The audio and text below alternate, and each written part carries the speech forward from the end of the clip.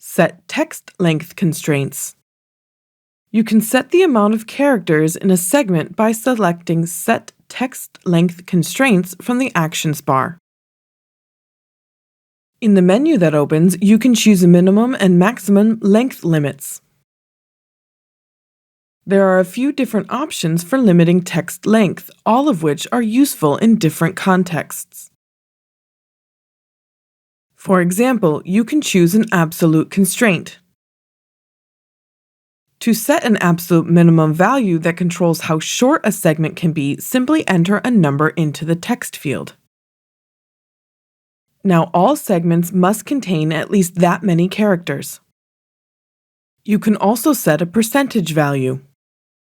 You have to make sure that the source language is set so that the system knows what the percentage is based on. You could, for example, decide that the translation should be at least 50% longer than the source text. Or you could require it to be at least 75% as long as the original text. If you select Add as your constraint, you will need to enter an exact value. Whatever number you enter is the amount of characters that will be added to the length of the source text.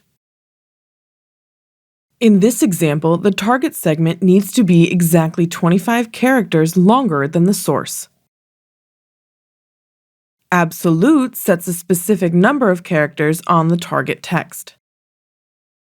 With a value of 1, the target text needs to be a minimum of 1 character long. Let's apply this change to see what it does to the document. If you activate an empty segment, you will see a warning with a hazard symbol that notifies you of the constraint error. You can reset your constraints by repeating the process, only this time select Clear Limitation where you had previously set your constraints. Again, apply the changes and your constraints will now be lifted.